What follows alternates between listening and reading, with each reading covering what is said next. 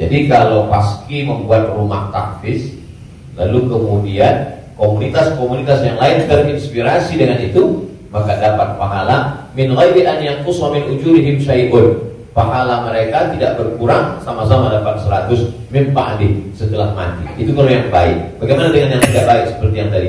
Man sanna fil islami sunnatan sayyi'atan. Siapa yang membuat sesuatu yang tidak baik, falahu wisruha, dia dapat dosanya, wa wisru man amila biha, dan dosa orang lain yang melakukannya. Setiap ada terjadi pembunuhan di dunia ini, maka Kabil dapat royalti karena dia yang pertama kali melakukan. Tapi Kabil tidak sempat taubat, tidak sempat hijrah. Jadi kalau ada yang sempat melakukan perbuatan jelek, dosa, saat dia taubat, dia buat konferensi pers. Saya sudah taubat, sudah mu'alaf. Kalau dia tidak Islam, kalau dia sudah masuk Islam, saya sudah hijrah. Maka saya meminta kepada seluruh jamaah yang ada di dunia ini yang masih menyimpan gambar, foto, video saya, tolonglah kalian delete, dan saya minta ampun kepada Allah SWT. Lebih daripada itu sudah di luar kuasa dia. La yukallifullahu nafsan illa wus'aha. Allah tidak membebani orang lebih daripada usahanya. Ada seorang hamba berpesan di zaman Nabi SAW, nanti kalau aku mati, maka bakarlah jasadku, lalu campakkan debunya ke laut. Kenapa? Karena aku takut bertemu dengan Allah Subhanahu wa taala atas segala dosa-dosa. Disampaikan kepada Allah Subhanahu wa taala. Kata Allah, aku ampuni hambaku itu karena masih ada rasa takut dalam hatinya. Makanya khotib naik ke atas mimbar, pesannya ittaqullah, takutlah kepada Allah. Kenapa kurban Habil diterima, kurban Kabil tidak diterima? La in basatta ilayya yadaka litaqtulani, andai kau ambil batu besar untuk kau timpakan ke atas kepalaku, kata Habil, ma ana bi basiti yadiya ilaika liaqtulak, aku tidak akan membalas untuk membunuh wahai saudaraku. Kenapa? Inni akhafullah, aku takut kepada Allah Subhanahu wa taala. Saya yakin Mas Abang yang berprofesi dalam dunia keartisan ini, apa yang membuat hijrah ini? Masih ada rasa takut di dalam hati. Rasa takut ini yang kita pupuk bersama. Ada takut 5%, 5% kita jadikan sebuah komunitas, lalu kemudian kita jadikan sebuah amal nyata dalam kehidupan, disupport oleh Pak Prof dengan keluarga besar almarhumah, diberikan kesempatan untuk menuntut ilmu di Fakultas Hukum, di penyiaran Islam, maka dia menjadi gerakan yang luar biasa. Allah. Terima kasih. Selanjutnya ada adik Ginanjar Sukmana. Setelah itu Bang Adep Jagaria. Terima kasih Bang Tolak, Topik Lala. Ustaz, tadi Ustaz cerita bahwa Rasulullah juga bergurau, tapi gurauannya itu tidak pernah berdusta, dan itu yang tidak boleh kata Rasulullah. Sementara teman-teman pelawak sadar atau tidak sadar, lawakannya itu banyak perdustanya juga Ustaz. Cari-cari, mengada-ada kan, karena memang tujuannya untuk membuat orang tertawa. Tapi kalau saya kan, maaf, saya bukan pelawak, saya peragawan Ustaz. Jadi peragawan pakai anak-anak. Jadi kayak dusta kan gitu ya. Contohnya kayak tadi gitu. Atau Bopak umpamanya dia mengatakan dirinya ganteng, dia cerita bahwa banyak cewek yang suka sama dia, itu kan berdusta. ya, kan udah ada bukti. Kan? Tapi kan udah ada bukti anak 2. Enggak, tapi kalau soal Ini mau nanya. Dua di luar aja deh. jadi mohon dijelaskan kembali oleh Ustaz Abdul Somad batasan bagaimana di dalam melawak yang tidak boleh berdusta, sehingga kalau memang ternyata pelawak tidak boleh berdusta dalam lawakannya, mungkin saya sedang pikir-pikir dulu untuk melanjutkan profesi ini Ustaz. Ini takut masuk neraka. Terima kasih Ustaz. Assalamualaikum warahmatullahi wabarakatuh. Ada saatnya kita berilustrasi, menceritakan suatu kisah. Jadi sebetulnya para penulis novel Islam pun dia sebenarnya kisah itu ada juga yang fiktif. atau dicampur antara nyata. Bahkan Buya Hamka menulis kisah campuran antara tenggelamnya kapal Pandarwi adalah campuran antara nyata dan fiksi. Apakah ketika orang bercerita tentang fiksi itu dia berdusta? Tidak. Jadi kita bisa bedakan itu antara orang memang betul-betul dia berdusta. Kemarin saya melakukan ini suatu, padahal cerita itu tidak ada. Beda dengan dia misalnya katakan, saya ini Ustadz seorang peragawan, tapi peragawan pakaian anak-anak. Tidak. Mas Ginanjar tidak sedang bercerita, kemarin di mall saya memperagakan pakaian anak-anak Pak Ustadz. Ketika saya pakai pakaian anak SMP, semua ketawa. Itu dusta.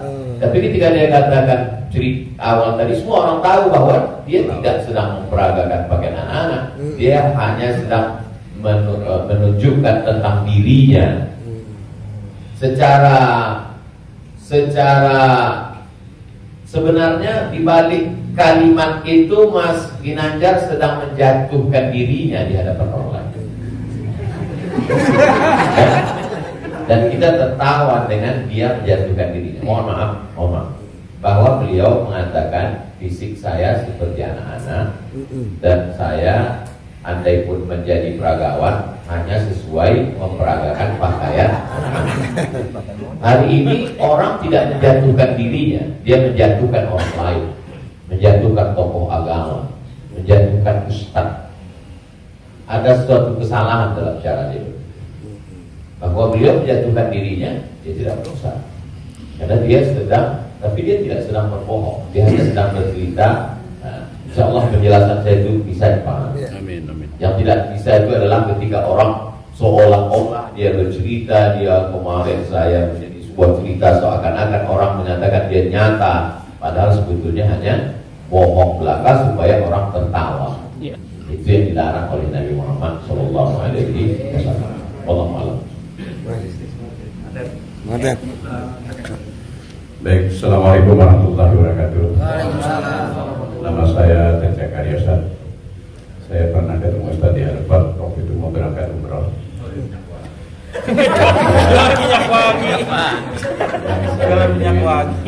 Mohon penjelasan dari Ustaz.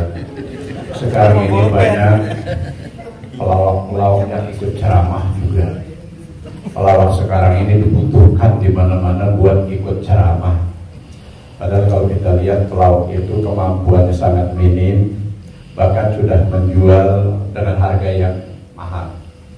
Mohon penjelasannya Pak Ustadz, di mana bolehkah seorang pelawak itu melucu atau melawak di dalam satu ceramah? Boleh.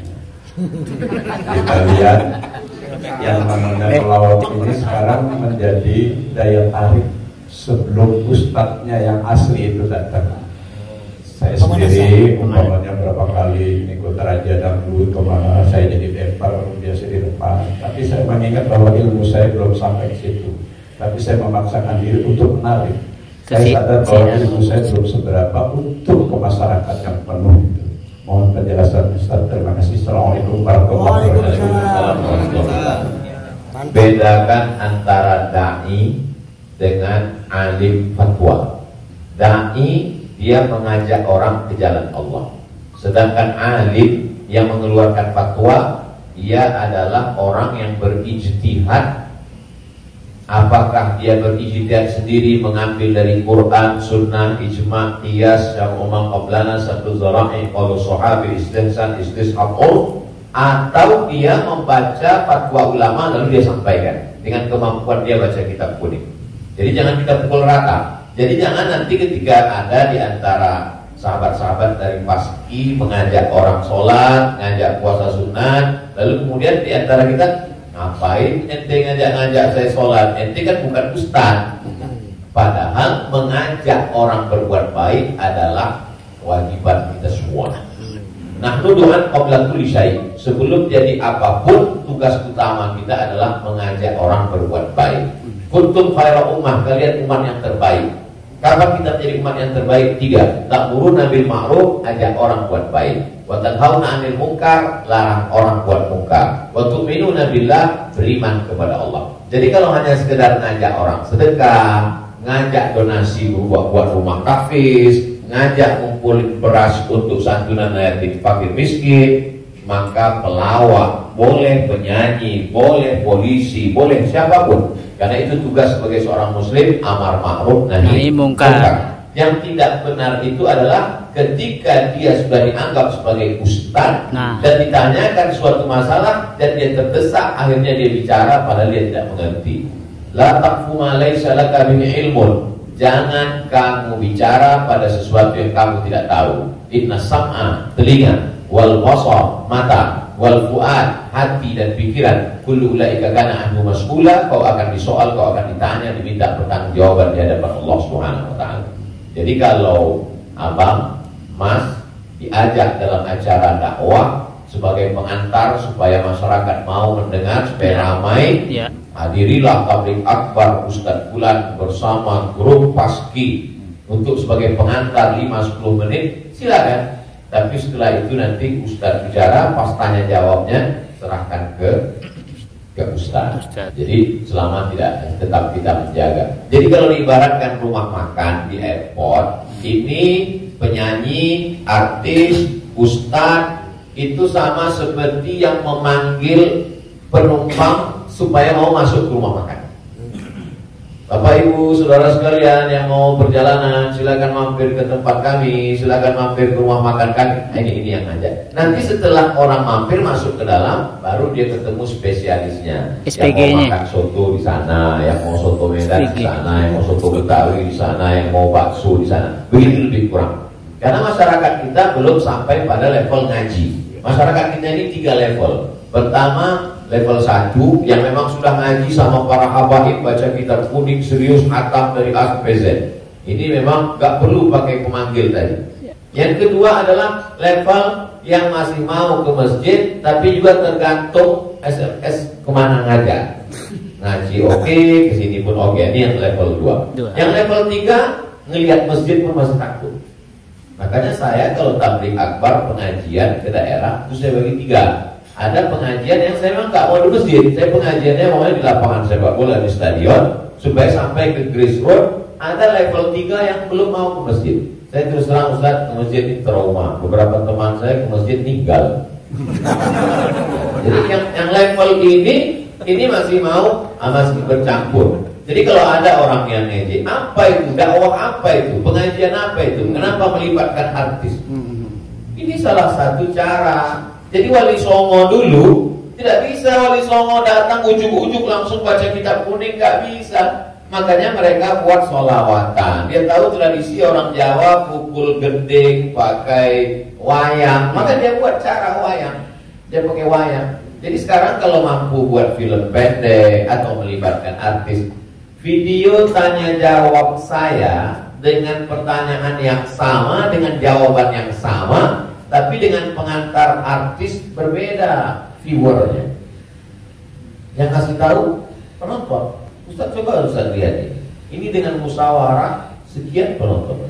Tapi ketika Ustaz di masjid dengan jamaah sekian penontonnya. Artinya apa? Dakwah bisa sampai melalui lisan sahabat-sahabat kawan-kawan. Jadi pakai kesempatan ini untuk mengajak orang lebih banyak ke jalan Allah SWT. Allah SWT. Pada di awal sebelum acara saya selesai langsung siap.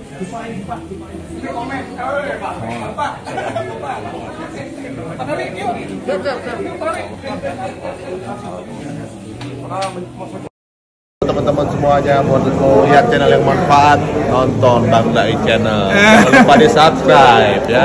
Ani juga ikutin soalnya nih ya. Subscribe semuanya.